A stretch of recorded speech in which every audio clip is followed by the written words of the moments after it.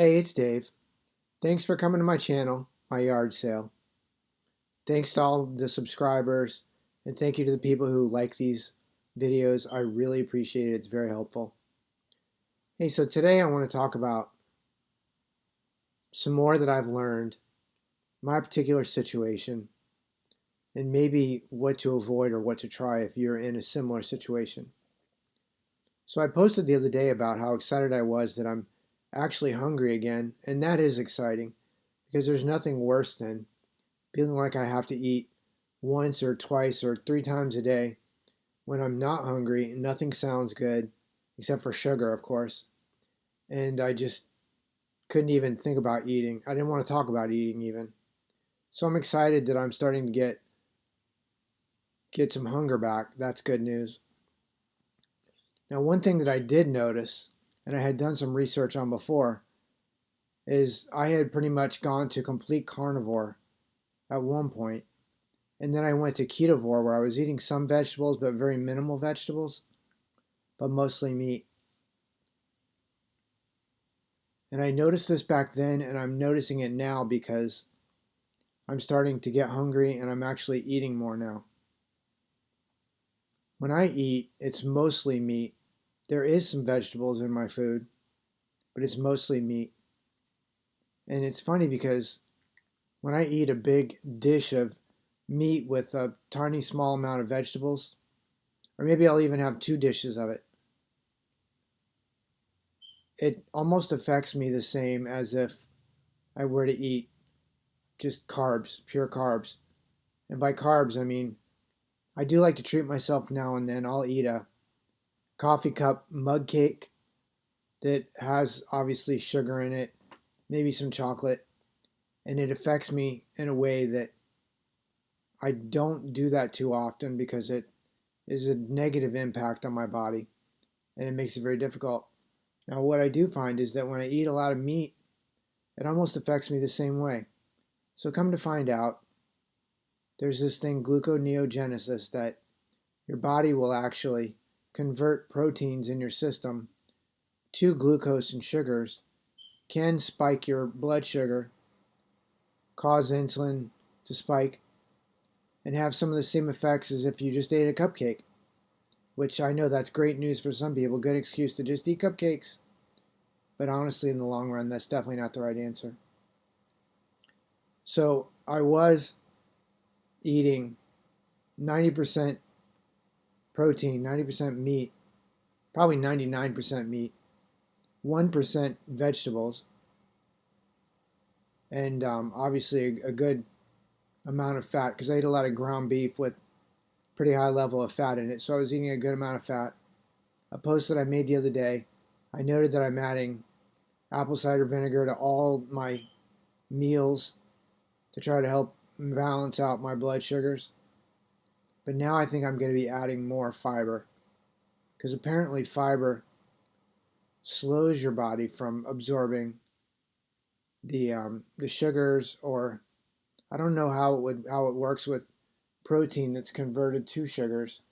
Whether fiber will help with that, I hope it will, because I'm actually feeling the same way when I eat a lot of meat as when I do when I cheat and eat a dessert. And what that usually is, if I eat at 5 o'clock, I'm in bed by 6 o'clock. My stomach shuts down my body, and I'm just looking to hibernate for a couple of hours, and then I'll be back up and around. So now I'm trying to slow down the absorption of the proteins that are converted to sugars in my body. And I'm hoping that more fiber will help with that. If that doesn't help, I don't know what I'm going to do. I'm going to end up, I don't even know what I can eat. I can't eat too much carbs. If I can't eat too much protein, I can't eat too much anything, which that's going to really stink.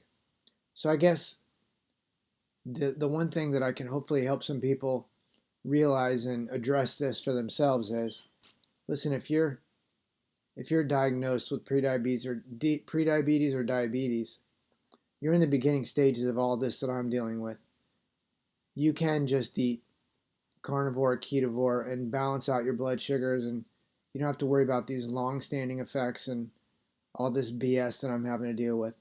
And I'm hoping that anybody who hears what I'm saying right now will realize that prediabetes and diabetes diagnosis is time to take it's time to take things into your own hands and make sure that you're getting your blood sugars in check. Because this thing where you get past all that and you end up with this metabolic thing, it's like you don't really know what to eat. You can't really eat anything because it all affects you in some negative way. You got to constantly keep trying things out, checking things out. You can go to YouTube and they'll tell you 10 ways to Sunday about how ketovore is the right way to do it. Carnivore is the right way to do it. Well, what happens if ketovore spikes your blood sugar, spikes your insulin resistance, and makes you not well?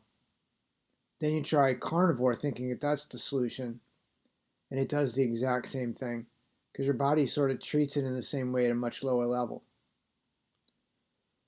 I don't know what to say to this. Anybody who has any kind of feedback or input, I gladly will be happy to read any input. If anybody's been in this situation and had to deal with this same level of dysfunction.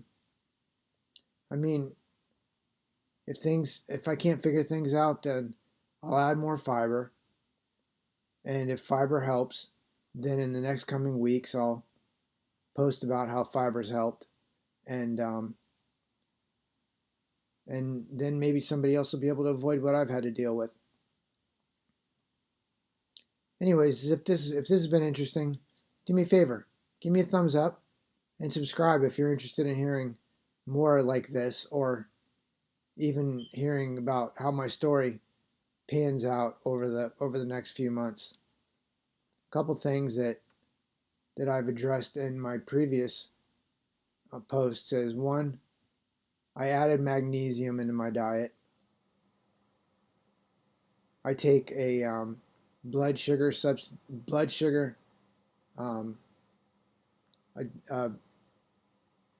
I take a it's not a vitamin, it's not a pill, it's a pill, but I take berberine, which is similar to metformin, to help balance out my blood sugars.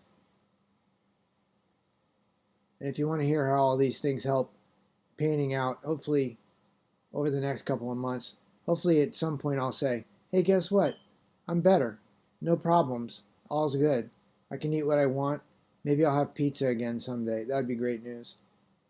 Or maybe I can eat some rice. That'd be all right. Anyways, if this is of interest, do me a favor and subscribe. I'll be adding more content similar to this, hopefully with better news over the months coming. It'll be nice to be able for me to eat more than just two, beef burger patties and call it a day. It'd be great to have enough to completely fill up, and if I have to eat some beans and some peas to make that happen, I'm willing to do it. I was okay eating just beef. That wasn't horrible for me. I mean, yeah, I got tired of it, but I made it in ways that it wasn't terrible. But now it's like even the beef alone is causing an issue. And I'm hoping that adding this fiber to my diet will help things and make things a little bit easier. Anyways, hope you're having a great day. Enjoy some sunshine if you're anywhere where you haven't seen sun in the last 5 months like me. Like right now, I'm sitting in the sunshine and it feels so good on my face. I'm hoping adding the sunshine back to my diet will help too. Anyways, thanks. Hope you have a good day. Bye-bye.